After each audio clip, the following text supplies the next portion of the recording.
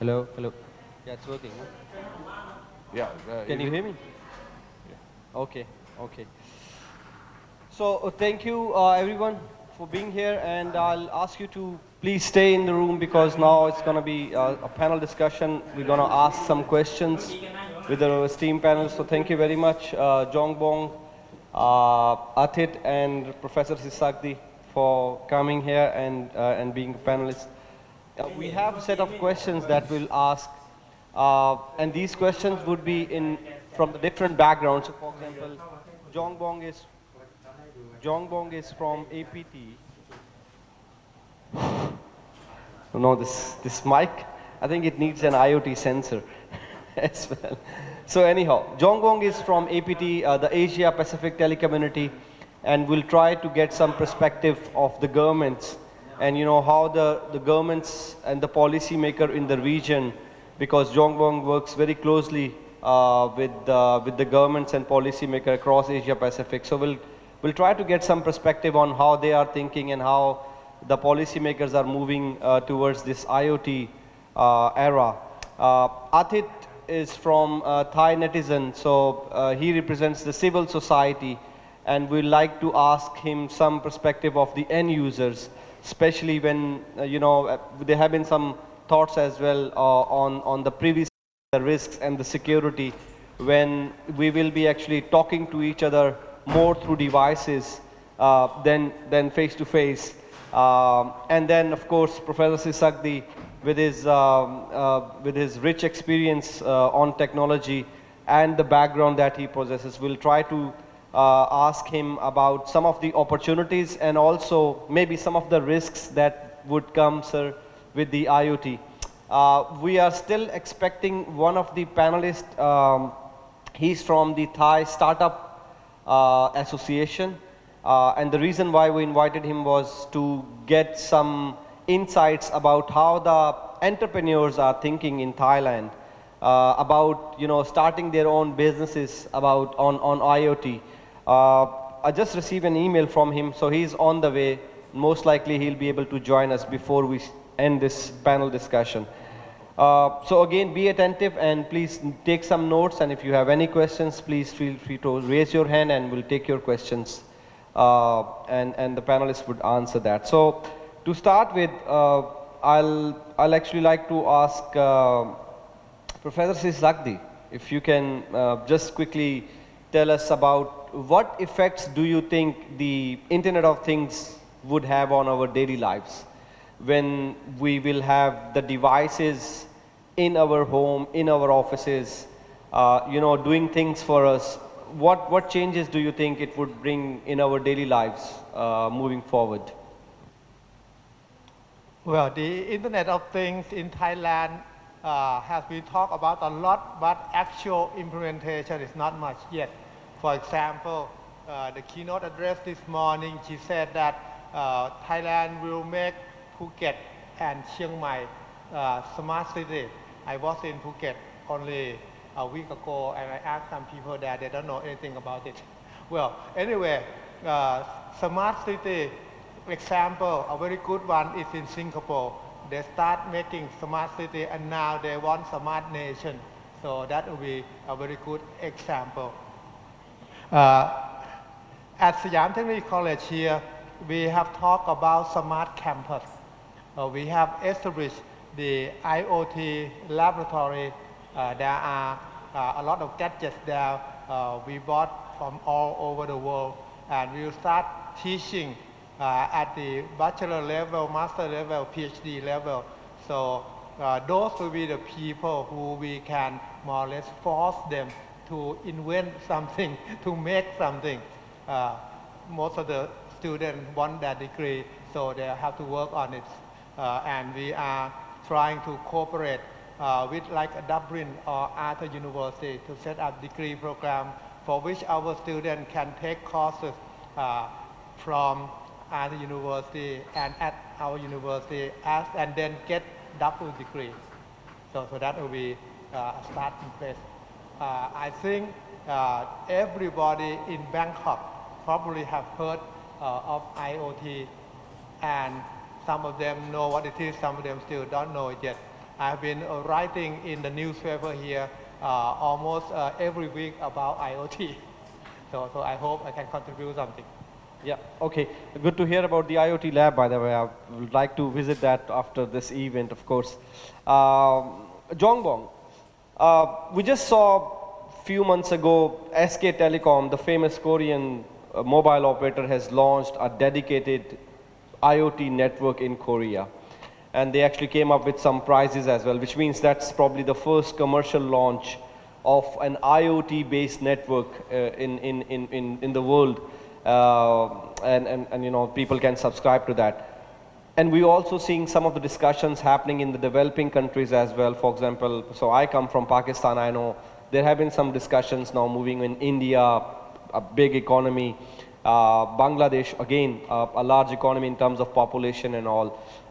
And people are really excited, you know, to see that how these IoTs will come actually into reality, and like Korea will have these commercial services coming up in developing countries in Asia Pacific as well. What do you see at this moment is the approach by the governments, and how do you see in terms of what policy changes or what policy steps are to be taken by the governments to ensure that the population or the public is able to get the benefits of the IoT?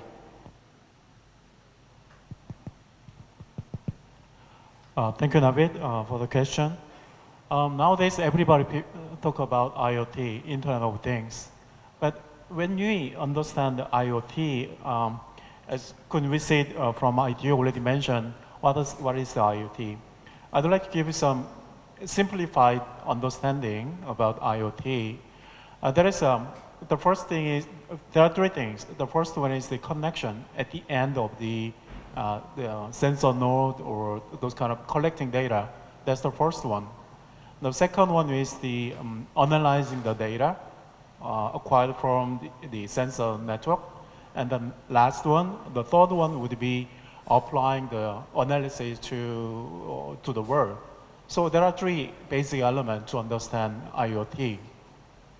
So you can see, what I wish to say is the data acquired from the sensor networks, and then, so the data is quite important. And then nowadays, in terms of the data, 90% of data, digital data, is now generated for recent 2 years. So that means that every day we generate the digital data 50 gigabytes per day. It's quite huge amount. So Kun Wisk already mentioned how to use the data. That's the important thing for government. So government could collect all the data from the sensor networks and RFID, those kind of things. But what's the purpose of the data? So the government should play their role to maximize the collected data to citizens. That's quite important things. And then the ideal case is that the government should collect the data and provide the data to the citizens by open data platform in a single platform, what I want to say. But in some cases, it's very difficult to implement because of some security concerns and because of some hegemony within the government. And then some cases, it's a bit difficult to implement in a practical way. But the government should set the standards and then set the framework how to the data is interoperable and then scalable, because there will be a huge amount of data, but it will be used by some other purposes. But the data should be interoperable and scalable. That's quite important thing. So what I want to say is that the government should play their minimum role to make the data interoperable and scalable. That's the first thing I want to mention. Another thing is that as we talk about SME and startups on IoT, there are a bunch of opportunities in IoT. The CEO of Cisco already mentioned that 60% of the global companies will be replaced in 10 years because of IoT. So IoT would provide lots of opportunities for young entrepreneurs and startups. So government should play their role to boom up, to encourage the young people to work on IoT. Yeah. I think that's very important. It's the role of the government to make sure that these young minds and these brilliant young minds are given that opportunity through those IoTs businesses, and you know, maybe they can have their own startup, because that's something which is coming for sure. I remember the Ericsson research also was mentioning some billions of devices which will be, I don't remember the exact number, but billions of devices will be connected by the year 2020. Okay, so moving on to Arthit. Jongbong just said, and yes, absolutely precisely, that it's all about the data. It's moving across internet. You know, we use all those social media platforms, and all with this Internet of Things, a lot of the data would be moving through these devices.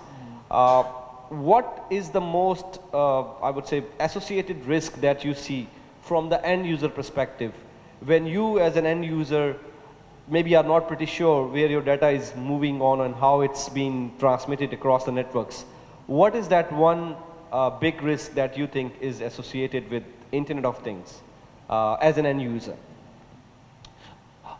I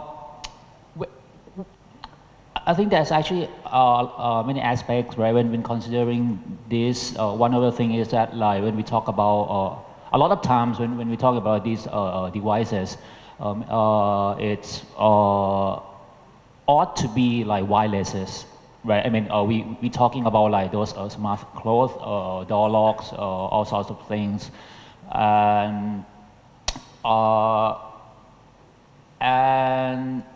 with this like kind of like wireless communication, it's more and more difficult to actually like control who is going to like have an access, right, to this. Like many times, and how to say, if it's a wide connection, right, actually there's a limited set of people who can actually get access into the system, right? But because of this IoT, like several sorts of devices as more and more wireless, we found that it's open for outsiders to actually, like attackers basically, to actually like get into the system, and because of these devices, sometimes when the vendor sells it, right, to the users, that's the end of the story. I mean, like there's no longer security updates, right, which open the system for whatever kind of basically like those like bugs that open, right, for attacks. And it's actually a question like how these devices will get updated after the purchase, right? We will see like, yes, you're talking about like billions, right? Billions of like devices that like produce like each year. But then how to actually like make the system consistently like secure as times go by. Currently, there's not really a mechanism to actually ensure that in terms of like, okay, yesterday we talking about probably like over-regulation, right? We doesn't want like to push like a lot of regulations over these vendors, because that means it's going to like limit innovation, right? But also at the same time, if there's no regulation at all, and there's no obligations like set by the law that like the vendors must, in the case of that they found actually like a really serious critical security vulnerabilities, right, bugs, they should update it, right, at least like, I don't know, like 2 years or 5 years after the purchase. I think that's something that quite worrisome, because I'm just back to the point that like what's the concern is that like because of that, it means that like our life, which will be more and more rely on these like smart devices, right? We're talking about like push like user these devices in our home, right? And so also like about our health, whatever, right? It means like these devices will be getting more and more personal to us, right? And then more and more connected to our life. But then like, if these devices has bugs, like who's going to responsible for that, right? And all those like private information, personal information that got collected from these devices, who going to get an access? So I think this is the a very basic question is like, what is going to be like standards? What is going to be the support, right, from the vendor? And currently there's no discussion about that yet. The only thing so far that probably not really about IoT, but like more in the consumer electronic area of those like smartphone is that like currently in the European Union, there's now a push from the consumer groups to talking about like, should there be an EU directive to say that like those smartphone manufacturers should at least like 2 years after the purchase update the security patches for every users, right? Kind of like a mandatory, right? There's no need to like we don't expect we would not expect that all the manufacturers should like try to upgrade, right? Like a major version for those phones, right? Like for example, like from Android like 5 to Android 6. We don't expect that, but what we expect, what these like consumer groups actually expect is like if there is a security patch, right? Like from Google, whatever, like these vendors should push all these security updates to all the phones as well, just to protect the consumer. So I think that's the thing that like we should talk more as well in that area, should apply as well with IoT as well. Yeah. Good. Yeah. From the user side, excellent. I mean, I really sometimes find it really interesting, and Jongbong, I'll come to you on that, is that, so the users do want services. They do want to use technology, and then they want it to be secure as well. And from the government side, government does wants to make it secure, but you know, it's really sometimes hard for the government to find the right balance. You know, that okay, the service is secure, but again there are no effect to the freedom of information and all those things that, you know, users that I mean that's kind of a point that Arthit was making as well. You know, we as a user want security, governments want to provide the security, but again it's sometimes really hard to find the right balance. So what is your opinion on that? You know, the governments across the Asia Pacific, since you work very closely with them, how did they perceive that, one? And secondly, what do you think might be few steps that the governments can take to make sure that the IoT era is safer and more secure for the public or the users? Okay, Naveed, thanks for the question. Actually, we are talking about IoT security, but to me, IoT security is more or less same with internet security, because IoT should be based on internet. So most of the country already have some legal framework to address internet security, cyber security, or those kind of things. But there are some difference, because IoT extend the connection to the single tiny little objects. So the security issue live there. So the small IoT terminals and devices, sensors, they have some security concerns. So cyber attacks mostly goes to that area. Actually there is a study in Japan talking about the cyber attacks on various devices and terminals. Out of 100%, 25% goes to the IoT terminals. Only 8% is for PCs and 7% is only for websites. So 25% for the IoT device is quite huge. That's the factor at this moment. But in the future, there are a bunch of the IoT devices. So the security concern is quite huge. So Japan identified what are the problem within for the IoT small devices. As you already mentioned, that the IoT terminal is a bit tiny and little. It's very difficult to put security modules within the IoT devices. And then the life cycle is a bit long. So he mentioned that every day, if there is a patch for security, the vendor should update the security patches every time. And then the IoT device is always online, 24 hours and 7 days a week. So there are the vulnerable points. So actually, I've discussed this kind of matter with the vendors like Qualcomm and Intel. They mentioned that they can address the security concern within the design of IoT chip. But when they put the security module within the IoT chip, the size will be bigger and the cost will be expensive. So what I wish to say is that, you mentioned about the balance of the security. It's quite difficult question, but what I want to say is that two things. The first one is that the government should encourage manufacturers to put some security module to the IoT devices.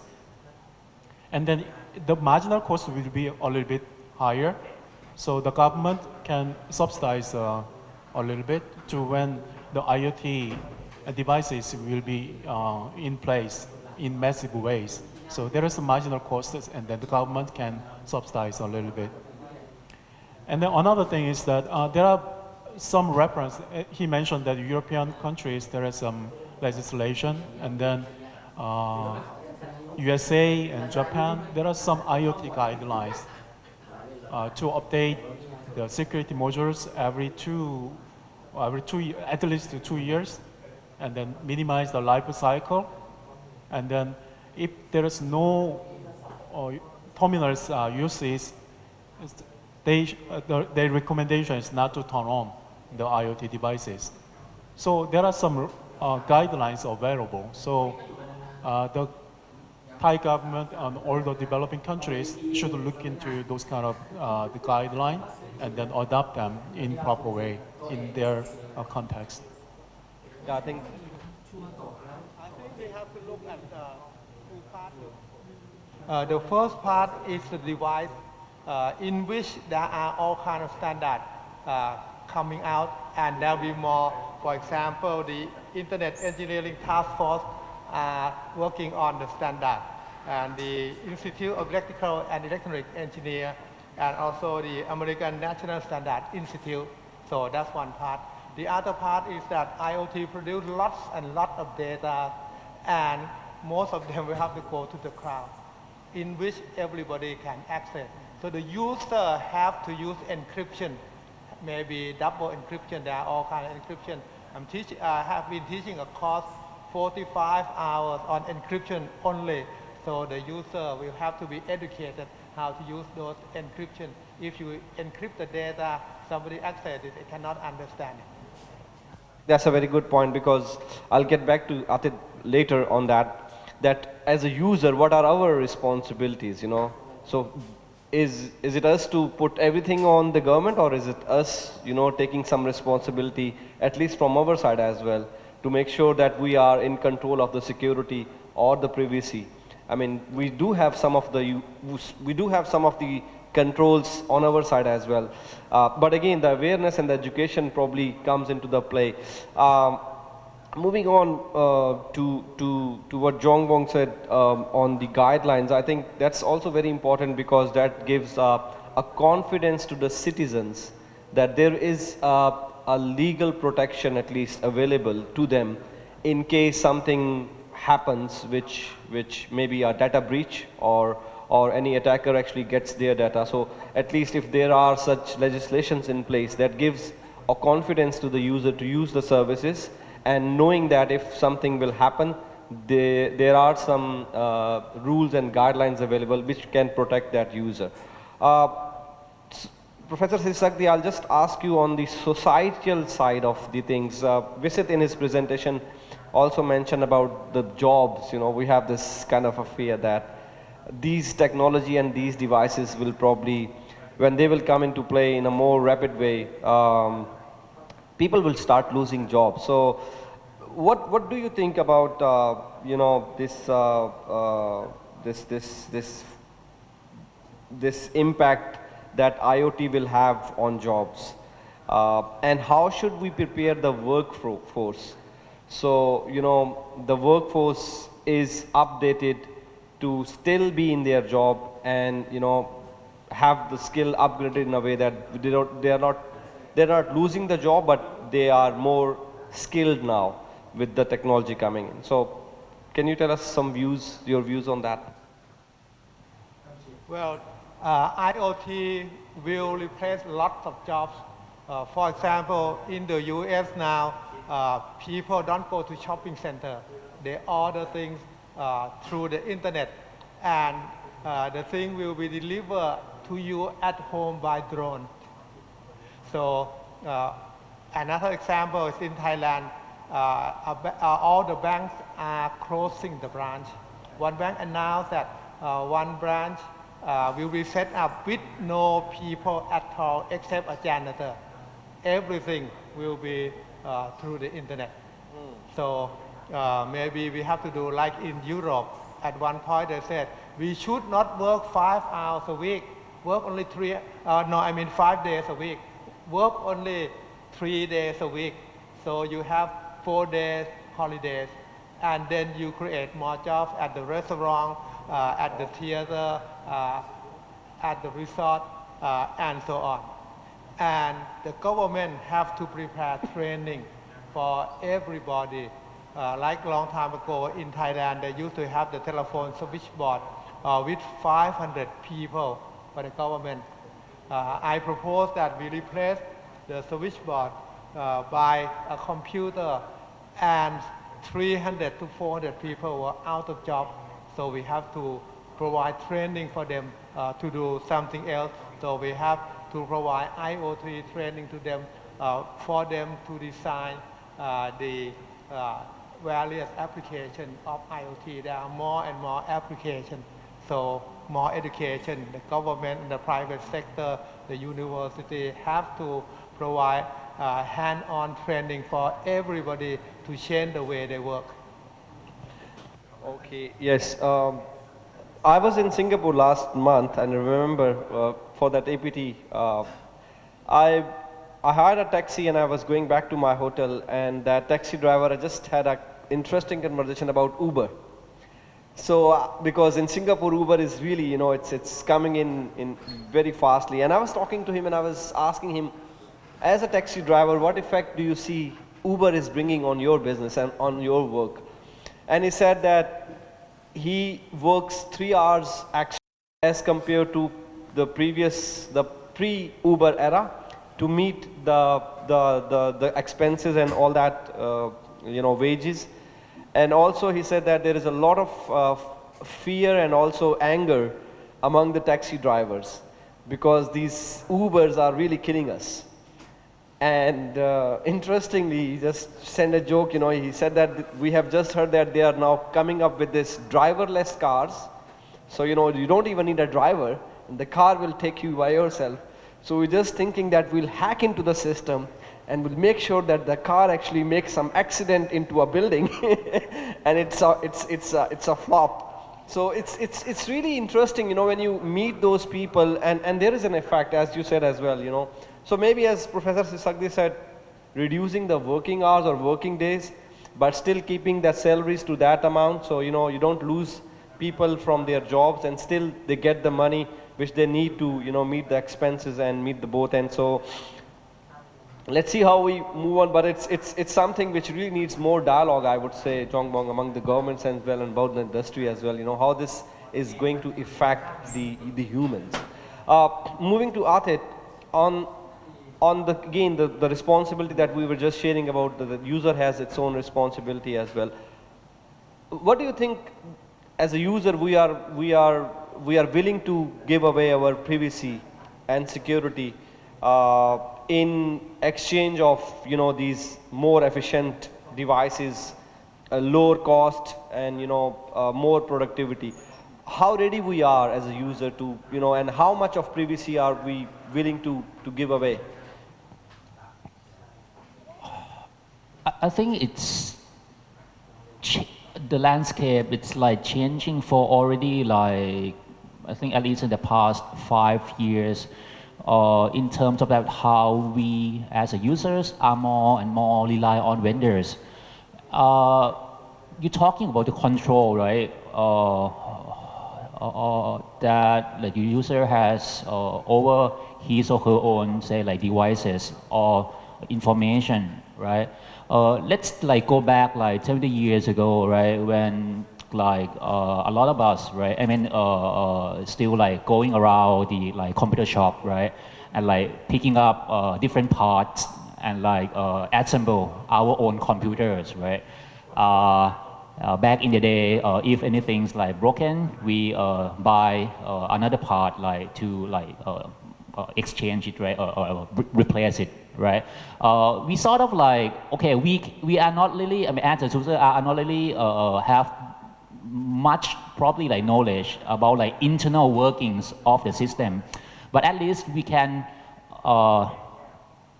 tears apart, right? Our own computer, right? And replacing something like maybe like upgrading our own RAM and whatever, right? So in this sense, we have a control over our own system, our own devices, right? We cannot really do that now. For example, I cannot really like fix my own. I cannot replace anything in this computer by my own. Things are get more and more complicated, right? So in that sense, the power of the users to like play around or fix his or her own system, it's more and more limited, right? In IoT as well, it's, I mean, because we have to make it like very small, right? So different sophisticated manufacturing techniques has been introduced, right? And a lot of parts actually like got combined together in a very small scale. So it's going to be very easy like for users, first like with our very sophisticated like technical skills, right? And second, like without some expensive tools, right, equipment to actually like fix this by ourselves. So in that sense, I think like in terms of devices, we kind of lost the control, right? And even like sometimes there's actually a case in the US, I think like back in 2014.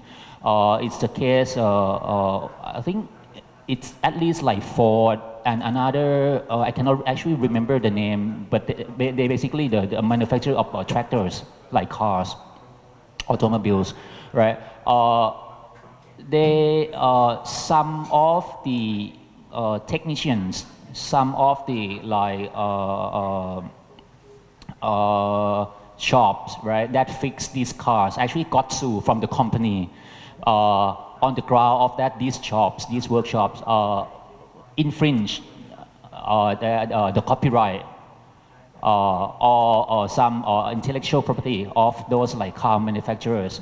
Because like in order for these like independent like shop houses, like independent workshops, right, car fixers, repairers, in order for them to actually like fix these cars, they have to actually download some like firmware or the list of the parts. So they will be able to analyze like where in the car that is actually has a problem, because more and car now, so they are all like controlled by a computer, right?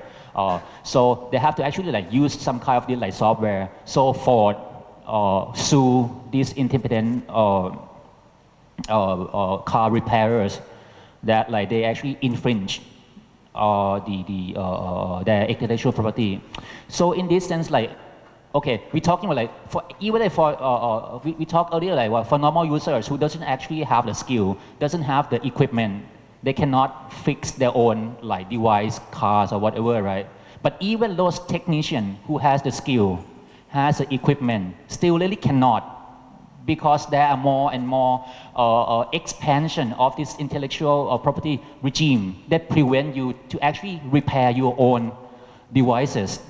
I think this is very worrisome, right? Okay, that's the device part. For the information part, this is changing as well. We are actually going back to a so-called serfdom kind of internet, in a way that like a lot of our information nowadays, it's actually stored in the cloud, right? Especially in the context of IoT, which like actually very small, right? And many times actually doesn't actually have their own storage, right? Or even if it's going to be very small, and actually most of the data collected there will be stored somewhere in the cloud, right?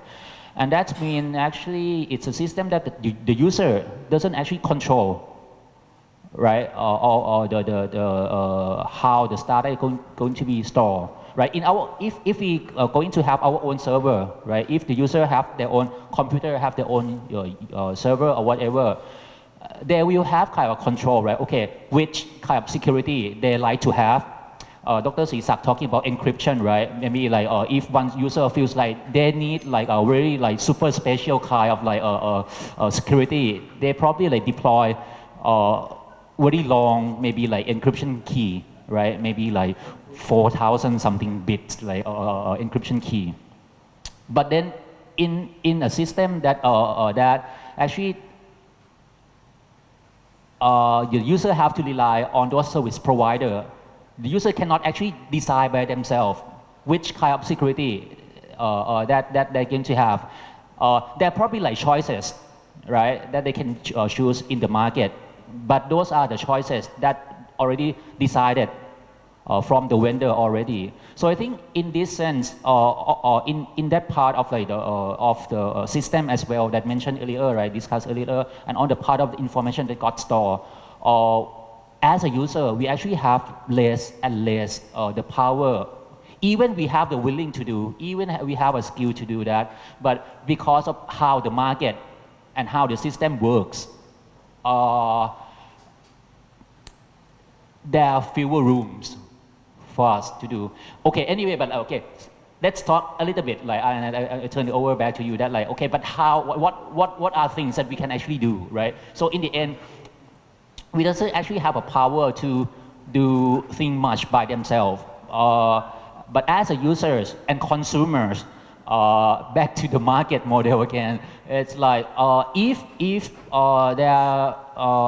get more informed about how these vendors works, how these vendors have their system deploy, right?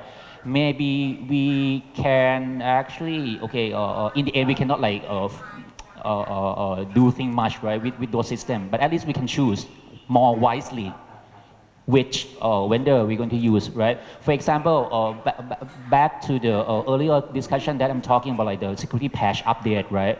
Actually, like now, since in earlier this year, there's a publication that like that's like a report got published that about the like how long, like how many days for each smartphone manufacturers actually got their security updates, right?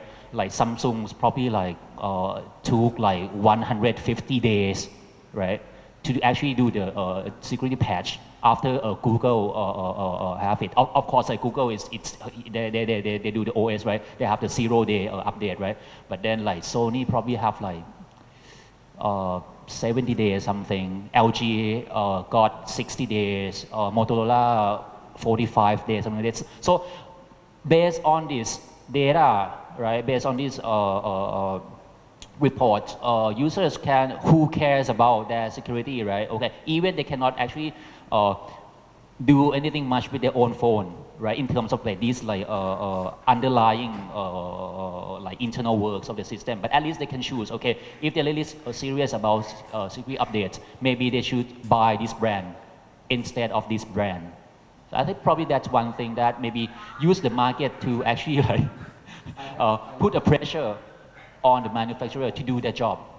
Okay, interesting. So you think that the control is actually fading out in terms that, you know, it's not the way it was, and with all those devices, it's really difficult. Basically, you cannot fix your own car now. It's very sophisticated. Okay. I think that's the same. Okay. I agree, it's getting more sophisticated as well. And especially for a layman person who is just, who probably has a school degree and he wants to use technology because he loves technology, it becomes really more difficult because, maybe a person who's more educated has still more awareness and knows things, but the common person on the street, maybe, he has no idea about what's happening on the mobile and on these Facebooks and all those things. What even are some of the things that maybe he or she can take step in terms of, you will see those people posting on Facebook to public, so they don't know because, but there are some controls, at least some controls available that, okay, you have the option to share that thing with the limited number of people, those who probably are relevant. But it's really interesting, and I think that's the role of again the governments and the technologists and the industries is getting more important now. That apart from for the commercial organizations, apart from making profit, I think they probably have to invest in these things as well, where they can inform and educate society about what could be some potential risks and how they can handle it. Meanwhile, we have been joined by our 4 panelists, Mr. Nithipont, so I'll just ask you to join us and we can straightforward move into the discussion of how the Thailand startup industry is looking into IoT and all that. So thank you again for joining. You can come here as well. If it's okay. So my question to you would be, how do you see this IoT coming into the startup ecosystem of Thailand? Any examples? Any interesting or appealing comments which can probably have interest to the students as well sitting here? Sure. Well, basically, I'm Bon, and I'm a CEO of Watchbox24, and we've been doing Watchbox for 3 years now, and we basically build these electronic lockers. Actually got it patented in Switzerland, and actually entered the national phase of Thailand, Singapore, Malaysia, and the Philippines. So what do? We do laundry, and you basically have these electronic lockers where you can just drop off your dirty laundry, and everything is trackable on the smartphone.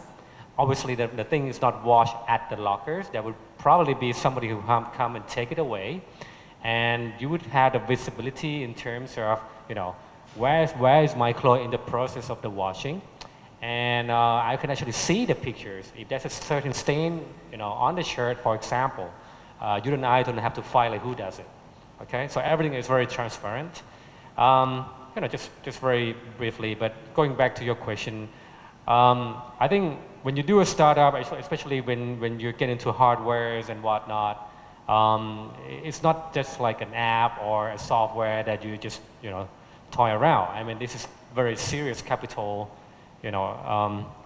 which need to be paid up front. So you have to be very careful on how you go about your sourcing strategies. What kind of components should be sourced locally to reduce the cost, and what should be sourced like globally, either from Sunjerns and whatnot. So to be fair, there's certain, in Thai startup, I would say mostly are still like app-based, like you and I know it. But there are interesting, startups which are emerging from the scene. For example, there are guys who can do like eye impairment, like vision fix, I think that's what it's called.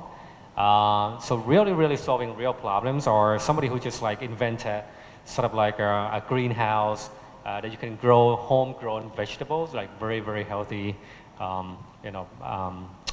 solution for people, and like us. So I think the number is still small, and to be fair, in Southeast Asia, the number of IoT is very small.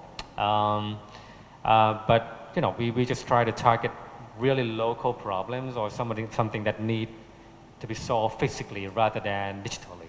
So yeah. And if I ask you as a follow-up, what could be few areas that that could be a potential for such IoT startups? What could be those services? What could be those areas? Any thought? I think the potentials are, clearly, people talk about this O2O concept all the time, like bringing online to offline, whatnot. And to be fair, most of the transaction in the economy is still being done offline. Retail is pretty much one single biggest sector in Thailand. So how do we bridge those two worlds? There are guys I know, a very good friend of mine who does this similar to Amazon Echo, but very, very cheap to set up. And you can basically speak to this device and you can order groceries and whatnot through this small device, which is kind of embedded in your refrigerator. So I don't think we'll see like the next, the next big thing, but we'll see the adoption or adaptation of IoT, in the States or in Europe being adapted for the Thai market and at a more affordable prices. That's what I see the local market going. Okay. So I'll give a pause and ask if there are any questions from the audience so far what we have discussed. Any question? Any comment? Anything you want to maybe add? No? Okay. Professor Srisakdi, can you just quickly tell us about the IoT lab that you have set up here? What's the intention? I mean, okay, I understand, okay, you want actually to have your students learn about IoT, but what are other things that you had in your mind when you were planning, and now I think maybe the lab is ready to be launched, and I heard maybe it's today or tomorrow when you are officially launching it, but what was the intention to have that IoT lab in a university or an educational institute? Well, the IoT lab should have all or most of the equipment available in the world, so we have been buying all kind of things, and then encourage the student to design things using those equipment, and then we will try to get everybody on campus, student, teacher, staff, and so on, to have knowledge about IoT, to use IoT in their life, and then to try to make something to sell to the public. So if you visit, you will see all kind of things that they have come up. One of the point is to come up with something cheaper than in the market. For example, a gadget in the market is 10,000 baht. Our student can make it in 2,000 or 3,000 baht. That sounds really interesting. I think this is first time I'm hearing an IoT lab in our educational institute, and maybe it's kind of a motivation as well for the other institutes to follow, because if we want the generation to be ready for these technology and these IoTs and M2M or whatever, I think it starts from the education. It starts from the institutes where they go and learn. So I mean, really appreciate it. It's really interesting, and then maybe we'll get more detail, and I'd like to visit the lab as well. Arthit, coming back to you. How do you see Thailand community reacting to technology adoption in next 2-3 years? So, because I mean, we've been hearing this morning as well, there are some legislations coming up as well. There are plans towards digital Thailand, digital economy. There are plans to, implement or organize smart cities in different sides of Thailand. So how do you see that from the community perspective, the adoption and the behavior changes coming up? I cannot really tell at the moment. I mean, in general, the adoption rate in Thailand, you can see, I think it's kind of quite the same as in a lot of emerging markets, in a way that if anything happen in the US, there's a time frame of maybe 5 years, and if the sort of going to be here somehow, the models, for example, going to be got replicated, right? For these markets, right, including Thailand.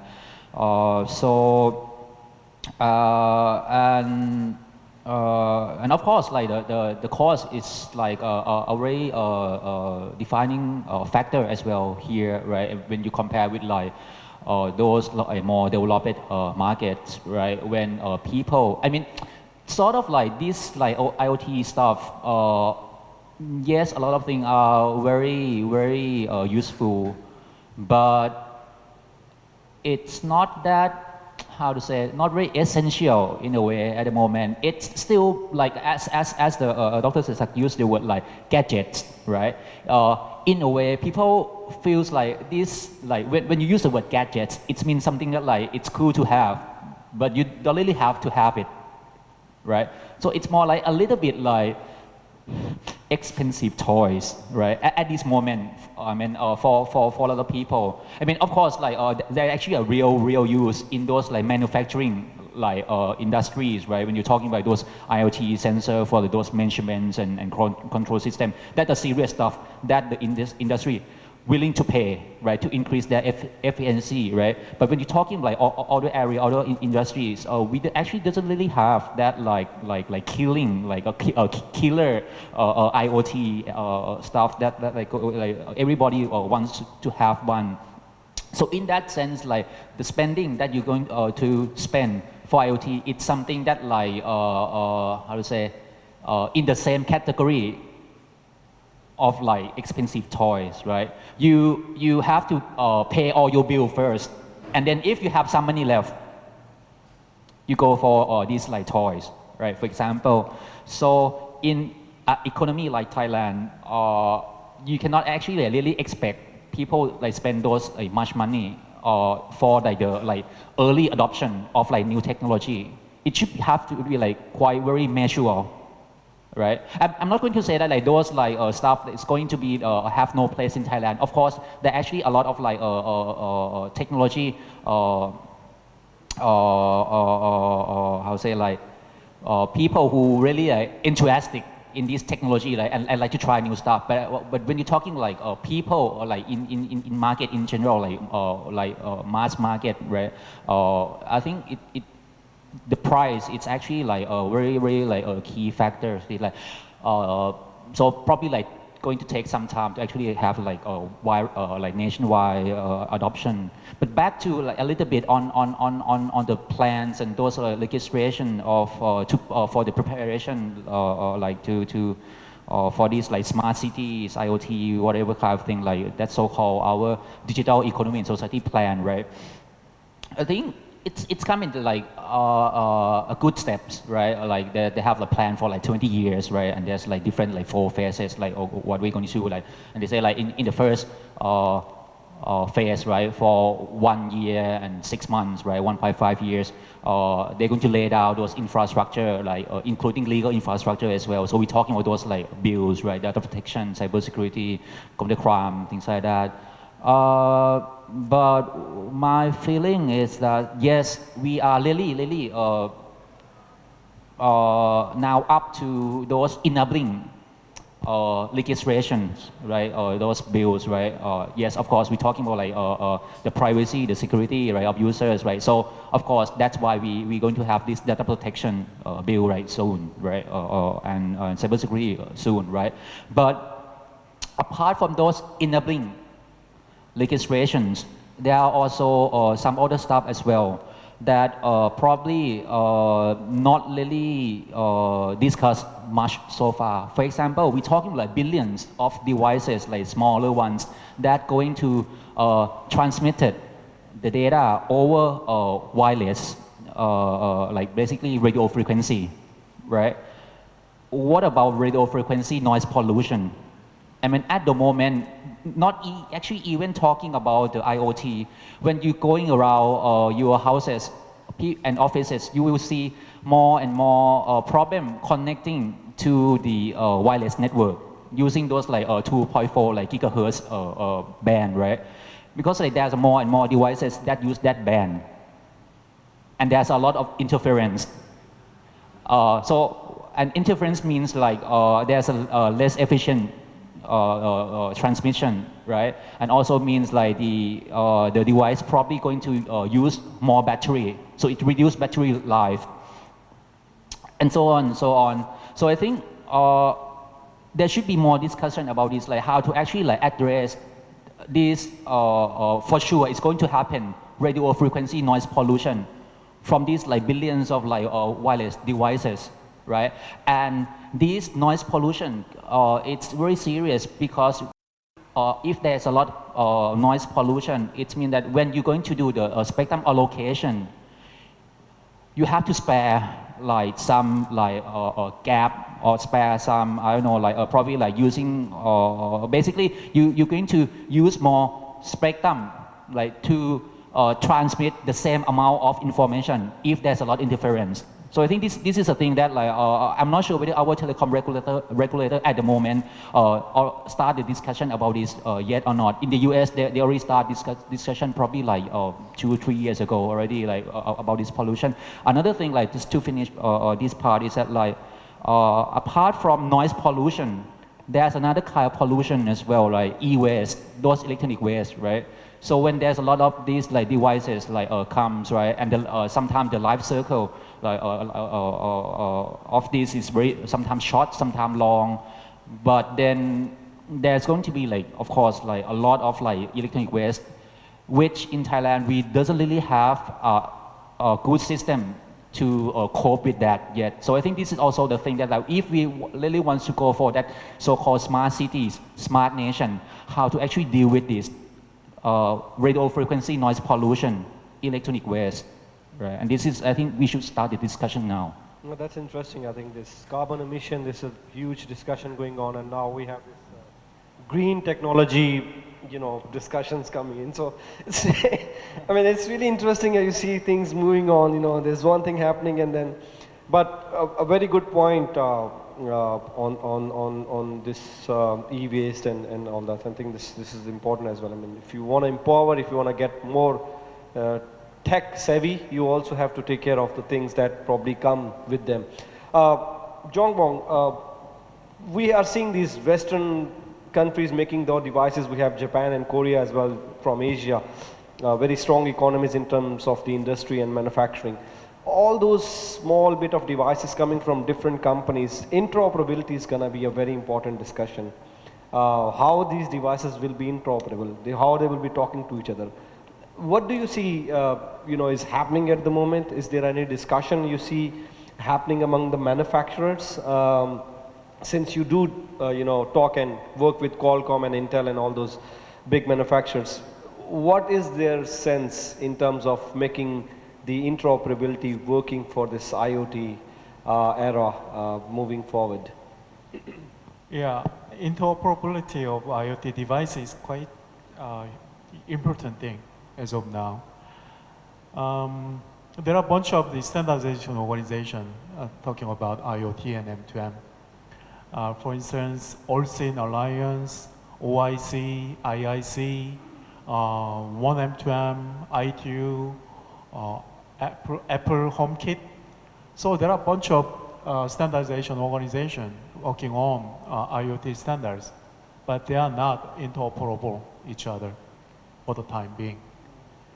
So actually the manufacturers have some incentive to drive the technology, the standards within their taste, right?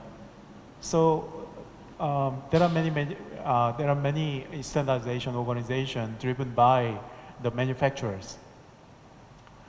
So the question is it that interoperable? I don't think so. So they are not interoperable. So when you look at the 2G system and 3G system, 4G system as well, there are some basic requirements developed by 3GPP or ITU. But when it comes to IoT and M2M, there is no those kind of top-down approach for the time being. So I think the ITU or One M2M should play their role in this area to set up the basic requirement. What are the functionality? What are the requirements? He talked about the spectrum as well, and then what are the e-waste policies. So those kind of things should be done by the government-driven organization like ITU or in the middle, One M2M. Those are the important standardization organization to address those kind of basic requirements. And then some other remaining issues detailed implementation specification can be developed by those kind of manufacturers-driven standardization organization. I think that's the best way to proceed, because we mentioned about IoT would be the fundamental infrastructure of hyper society network, hyper-connected society. But without that kind of interoperable standards, in the future, it will be disastrous without standards. So the government and the international organization should work on that area. Yeah, that's really important. Of course, you know, if you have so many devices and they cannot talk to each other, what's going to happen? It's really you know, just to add with it just a bit that like and this is going it has to be that the standard has to be the international kind of collaboration, because I mean if it cannot be done in a way that like when you look back, like you're talking like 2G, 3G, right? And you go, when you look around like countries around the world, each country have they use different standards for 4G, right? In China they have their own, right? In European countries they have their own. In Japan and US they kind of like, I mean there are different standards like to use, which is kind of like okay in a sense that because like most of the time maybe people not move around much, right? So it's probably like okay to have like different telecommunication network standards like in different countries, right? But as a people who probably like travel a lot, right? Maybe people we see like more and more people use like it's not very like very convenient when you say have a phone here, right? And maybe go to some countries like Thailand use a lot of GSM, right? For example, like and when you go to some country you use CDMA, right? You go, okay, my device cannot be used, right? But then like back to the IoT stuff is like a lot of these things tend to be personal and attached to yourself, like mobile, right? And so people tend to move around more and more, right? I mean, when you're looking like towards. So if like, for example, you expect that your device probably should work, right? With, like, I don't know, like maybe the example of like, we talking about like, maybe you enter your room, right?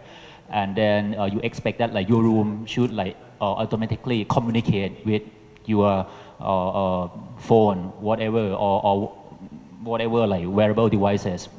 But then you found that in different countries or like maybe even in ASEAN countries, they like do different standards, and so it doesn't actually like work as you expected. So when you're talking of like the standards in these days, maybe one of the factors that you people should keep in mind is that like in this like hyper connected world, right? It's not only connected in the sense of those information technology network, right? When you like transmitted information logistically or physically, goods move, people move, right? So if you're going to have some technology that attached to the goods, something that attached to people, you should have this in mind as well, how to actually accommodate the movement of goods and people as well when we talk about IoT. Yeah. So you want to add something on interoperability? You know, I like to see IoT applications that are really useful and catch the imagination of the people in Bangkok. For example, personalized trip advisor. I can use my phone and talk to the phone and let the phone talk to me, say that I want to go from Siam Technology to Sanam Luang. Then it will tell me go this direction, and then it will say don't turn to the left or to the right to the other place, it will be better, and so on. I think that could be done and should be done. The other thing is to use IoT to prevent crime. For example, a girl have to travel at night, so she tell her system that I want to go this direction, then her phone will tell her that the way you are walking, there are a group of suspicious men that call your parent to come get you, don't move any further, something like that. Okay, so I think we are just coming to the end of this panel discussion, and before we end, I'd like to ask last question to Nithipont. Tell us about what are the, okay, so if I ask you, you have experience in technology startups and you know, you represent the association as well. What are the two key things that a young entrepreneur or entrepreneur to be has to keep in his or her mind to ensure that, you know, the idea goes and it flourishes into a business? So any secrets or any magic wand that you have? I think from a startup point of view, you know, most of startup thing, you know, they build a product, they're gonna get VC funding, and they're gonna be rich, and that's the end of the story. And that's very, very, very wrong. To have a product is one thing, but to have a solution, a good customer experience is another thing. So my only small remark would be, you know, don't focus on the product, focus on the customer experience, and build your product and your solution around the customer. So. Very interesting. Okay, any questions before we conclude the panel? And I'll 3, 2, 1. Okay, thank you very much to all the panelists. Please give them a round of applause. I think we had a very interesting discussion on different aspects of IoT. And now I think I'll just give it back to you, and we can have maybe a thank you note and lunch. Yeah, thank you. Thank you. Thank you, Mr. Naveed, for handling a beautiful panel discussion. And thank you, experts, for giving us the time and the knowledge. I would request our president to come on the stage and please hand over the token of appreciation to our experts and the keynote speakers also. Yeah, may we request Mr. Wasit and Dr. Somrak to come on stage, please? Is Mr. Visit is here? Mr. Wasit is still here? Visit is not. I think he has maybe. gone. Doctor, Can you take up on this? stage ka. Sir, please.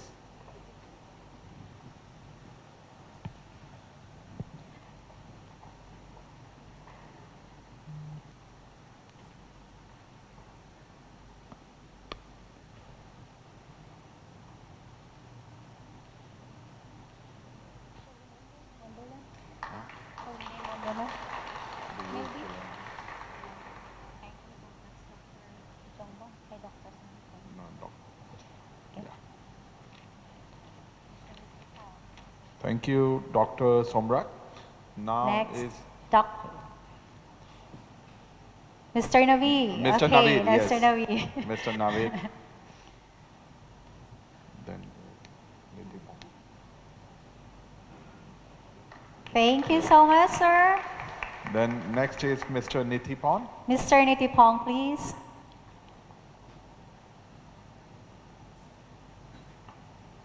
Thank you, sir. Next is Dr. Jongbong.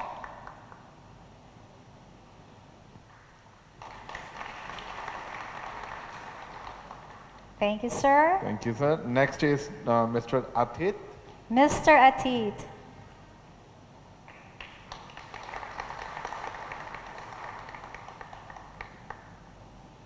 Thank you, sir. Thank you, sir. The next The is last. yeah. The Not next but is not the list. Professor Dr. Srisakdi. Yeah. Thank you, sir. Okay, group picture, please. Please.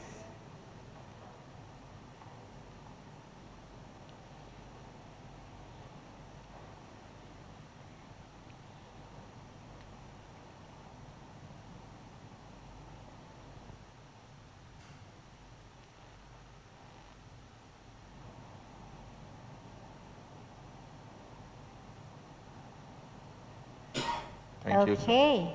Thank you so much. Thank you all, sirs. We would like to invite everyone that we have free lunch. Me free lunch ka. On the big room opposite. Okay? So everyone is invited to take their lunch.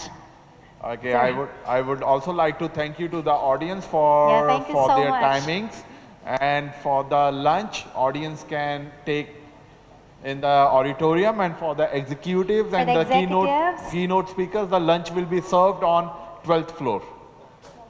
Yeah, Okay. 12th floor. Please join the lunch, sirs. Our speakers, distinguished guests, on the 12th floor. In for everyone.